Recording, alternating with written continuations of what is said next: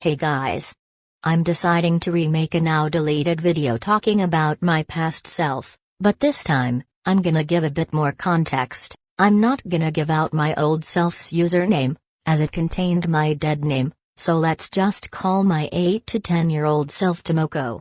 As you can probably guess, I'm drawing my current Sona, Jackie, in Tomoko's style. Back then I drew in a much more Western style because I barely watched any anime aside from the Pokemon series, which was my special interest. Speaking of special interests, Tomoko's main interests, or fandoms, were Pokemon, Undertale, the Kirby franchise, Pugs, Bolt, and nostalgic cartoons like Roly-Poly and PB&J Otter. I actually was also a big fan of the Beatles, especially Yellow Submarine. My main crushes back then were Papyrus, Jeremy Hillary Boob PhD, Kirby, and Meowth, even though for a while I found Jeremy's appearance to be eerie, so he actually was a visual trigger of mine from when I was 9 up until I was about 12. Nowadays I only crush on Papyrus and Jeremy, because Meowth is no longer my type, and Kirby is supposed to be child-coded. Though his canonical age is not confirmed, I don't think. Back then I didn't know how to make self-inserts properly,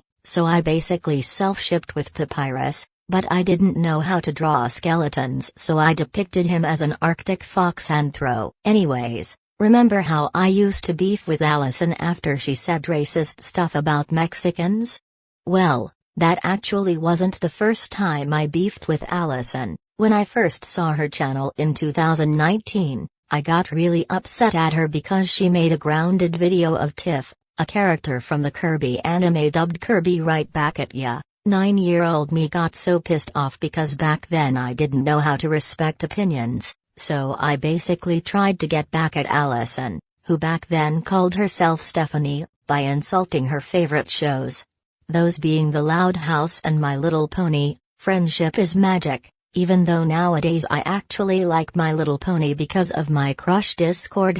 Back then, my platonic favorite character was an alternate universe of Papyrus where he was around 10 years old. The alternate universe in question was called Littletale. Even though it never really got turned into a game, it only really got a really short comic series. I mean, at least I wasn't into another Undertale comic called PJ's Daycare, as I heard that PJ's Daycare glorified pedophilia, while Littletale didn't. Also, back when I was 8 to 10 my misophonia triggers were very different as it was before I suffered from any trauma. I wasn't triggered by gunshots or moaning back then, and instead was triggered by the sound of the Wii starting up and the gun and game over screen sound from The Legend of Zelda 2. I think I was also triggered by train whistles but I can't quite remember.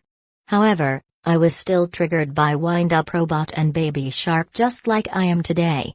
My dad actually used to trigger me on purpose with the former back in 3rd or 4th grade. I don't think I ever drew vent art though, and if I did it was very dark stuff like drawings of my pug Sona committing suicide. Also, when I was around 5 to 7, my special interest was PJ Masks, which I regret nowadays because I hate PJ Masks now and find it overstimulating.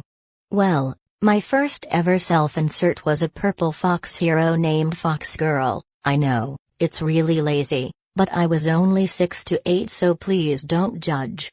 I also drew Catboy as an actual anthro cat because again, I didn't know how to draw humans that well. I really wish I had grown up with quality kid shows like Adventure Time or Gravity Falls instead of slop like PJ Masks and Dellscape YouTube videos. Also, I remember comparing Jake the dog to a dog from a Yo Gabba Gabba song, when they literally look nothing alike aside from maybe the jowls. Other than that, I knew nothing about Adventure Time when I was younger, or any Cartoon Network show for that matter. Which makes me feel really guilty because I adore Adventure Time nowadays. In fact, it's my #1 favorite show of all time. I wish Adventure Time or some other good kids show was a staple of my childhood, but then again, I liked to emulate what I saw on TV, so seeing how violent Adventure Time could be maybe it was for the best. Speaking of Adventure Time, as you may or may not know,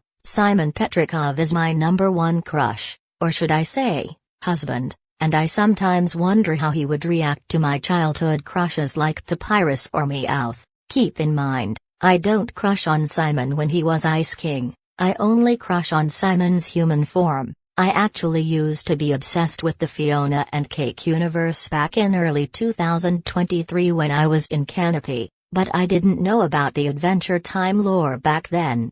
So when Fiona and Cake first came out I found it boring and I couldn't keep up with the plot because again, I knew nothing about Adventure Time back when I was 13. I feel like if Meowth were to meet Simon, they would either relate to each other heavily, or Simon would find Meowth to be annoying, or vice versa. Meowth actually has a tragic backstory just like Simon, which is revealed in Go West, Young Meowth, which by the way has the ABC song in it, so watch it with caution if you hate nursery rhymes like I do. The main plot of Go West Young Meowth is basically Meowth lamenting about how he learned to walk and talk. Basically, Meowth went to New York when he was young hoping for a better life. When he came across a female Meowth named Meowsy, she rejected being Meowth's girlfriend because he wasn't human. So Meowth learned to walk like a human and speak the human language.